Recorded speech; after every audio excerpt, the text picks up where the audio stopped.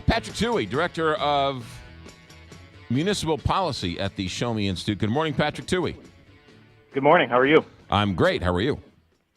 I'm well. Good. I'm in Kansas City, and it's cold. We got snow here. I don't know if you guys have gotten snow yet. We got a dusting, so the snow's coming tomorrow, I guess. All right, so when last we left you, you were talking about banning the box, which you said was actually something that worked against minority hirings. That's right. Yeah, which was interesting. It's well intended. I think absolutely we want to get out of the way of ex-offenders trying to put their lives back together. But that is one example where the outcome is the exact opposite of what is intended. Aha. So what's your point today? Well, there's a bill in the legislature, SB 900, and it seeks to, I guess right now, if you're an ex-offender, if you've got a felony conviction on your record, you can't sell lottery tickets. What? That doesn't sound like a big deal, but think of all the places that sell lottery tickets that you may not work. Right. And oftentimes the only jobs available to you are fast food, and that's not the, that may not be the convenience best stores, opportunity quick for somebody trying to put their life back together. Convenience stores, quick trip, so on and so forth. Right. You're manning the register. You get to the point where you've sort of worked your way back in, and the boss says, handle the register while I go to the bank. And you say, sorry, I can't because I'm a felon. That's right. That's absolutely right. In fact, a lot of those... Go ahead. I was going to say, in a lot of those convenience stores, you have to work the register. There's not a lot of other jobs to do. Right. Yeah. What a weird rule. Why would that be in there in the first place? I don't know. And in the law now, it strictly forbids the commissioner, the lottery commission, to hire somebody, to license them to sell who's got a felony.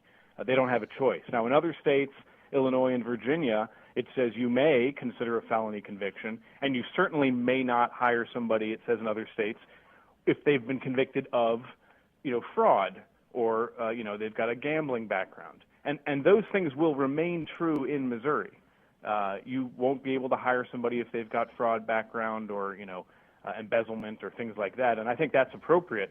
But as it stands, any felony conviction, regardless of what it's for, bars you from working. And so this law would clear the way for convenience stores and would also for liquor stores. You'd be able to sell liquor with a felony conviction, assuming it wasn't, something pertinent. And by the way, the employer still has the right to not hire you. This is not a guaranteed job. Right. It simply says, this sort of puts the onus back on the operator to choose whether or not to hire somebody or not.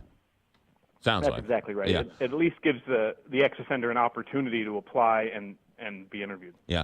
Is the system and that machine so fragile and so easy to manipulate that somebody who was convicted of fraud can hack into the system? You make a good point.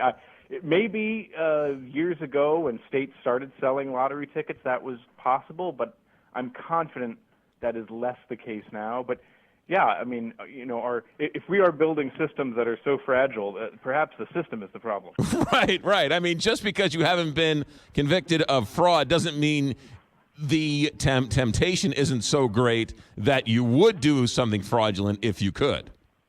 That's right. Yeah. No, again, it's one of these things that was probably well intended, but it's overkill. And what we're doing is we are probably unnecessarily growing the ranks of our welfare system, or making a rational actor decide, what, a life of crime is better for me because I just can't get a job. Yeah. What are the prospects of this bill? Does it? I mean, down in Jefferson City, who knows what's going on down there? But well, that's exactly right. I don't know.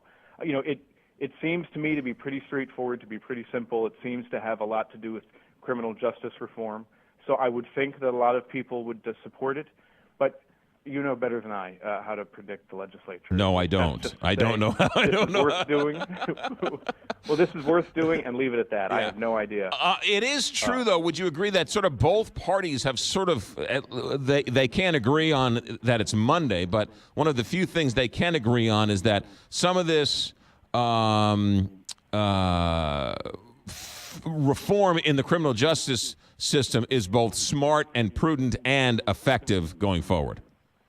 Right? Absolutely. Yeah. You know, if we do nothing, we've got to spend about $500 million in the next few years to build 2 new prisons in Missouri, and so I think that will clear a lot of people's heads and make them willing to consider reforms that that cut down on our willingness to just throw everybody in the clink. So as of right now, if you have a felony conviction on your record, you are not allowed to sell lottery tickets.